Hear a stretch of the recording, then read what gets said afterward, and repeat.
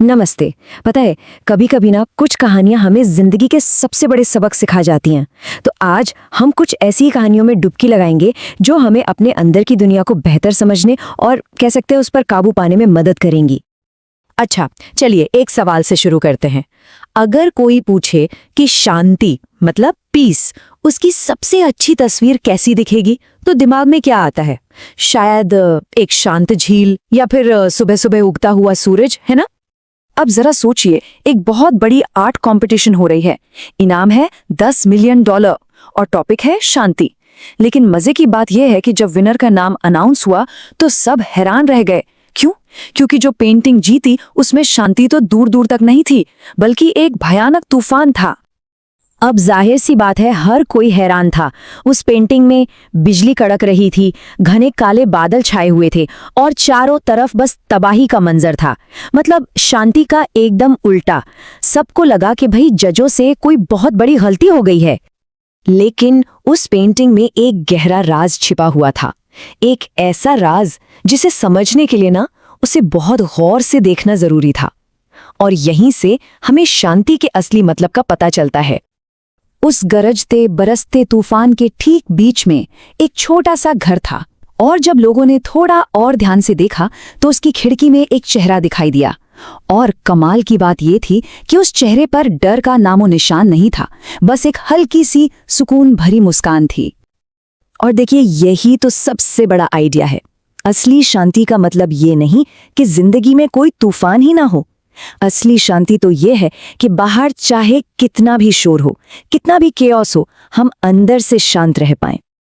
तो ये बात हमें एक और बहुत ही गहरे सिद्धांत की तरफ ले जाती है कि हमारी नजर ही हमारी दुनिया को बनाती है।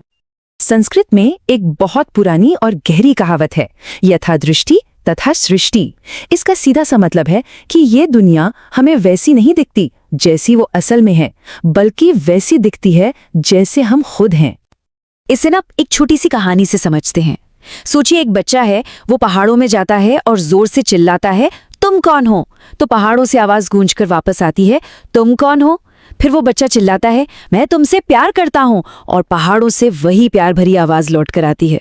हमारी जिंदगी, हमारी दुनिया भी बिल्कुल इसी गूंज की तरह है। ये बिल्कुल वैसा ही है जैसा एक साधु ने एक बार कहा था कि जब हम किसी दूसरे के बारे में कुछ कहते हैं तो असल में हम उस इंसान के बारे में कम और अपने खुद के बारे में ज्यादा बता रहे होते हैं।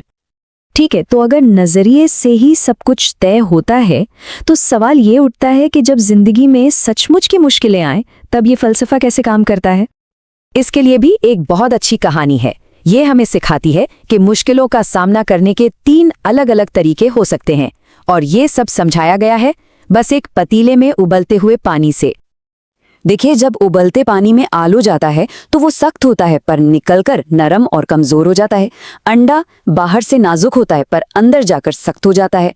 लेकिन कॉफी बीन, वो ना तो कमजोर होती है ना सख्त, वो तो पानी को ही बदल देती है।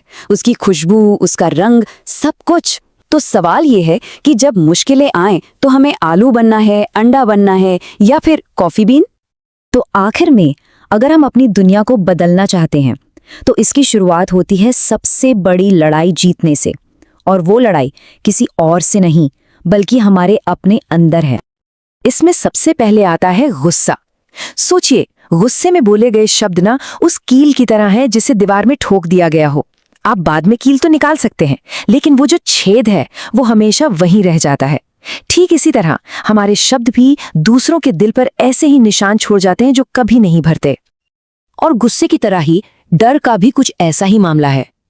एक कहानी है एक आदमी की जो सपना देख रहा है कि एक परछाई उसका पीछा कर रही है, और वो जितना डर कर उससे भागता है वो परछाई उतनी ही बड़ी और उतनी ही डरावनी होती जाती है।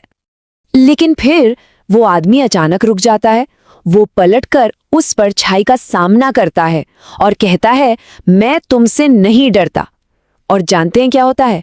जैसे ही वो ये कहता है वो भयानक परछाई सिकुड़कर गायब हो जाती है। मतलब साफ है, डर से भागो तो वो बढ़ता है, सामना करो तो खत्म हो जाता है। तो इन सारी कहानियों को अगर हम एक साथ जोड़कर देखें तो हमें क्या सीख मिलती है? ये सब मिलकर हमें अपनी अंदरूनी ताकत को जगाने का रास्ता कैसे दिखाती हैं? देखिए, रास्ता बिल्कुल साफ है। सबसे पहले सच्ची शांति को अपने अंदर खोजना, फिर ये समझना कि हमारी सोच ही हमारी दुनिया बनाती है। इसके बाद मुश्किलों के सामने ये चुनना कि हमें आलू, अंडा या कॉफी बीन बनना है, और आखिर में अपने गुस्से और डर पे काबू पाना। जब ये सब हम कर लेते हैं तो हमारी बाहरी दुनिया अपने आप बदलने लगती है। और ये हमें एक आखिरी लेकिन बहुत जरूरी सवाल पर लाकर छोड़ देता है। अगर ये दुनिया सच में हमारे अंदर का ही आईना है, तो हमें अपने अंदर ऐसा कौन सा एक बदलाव लाना चाहिए जिससे बाहर की दुनिया में सबसे बड़ा फर्क पड़े?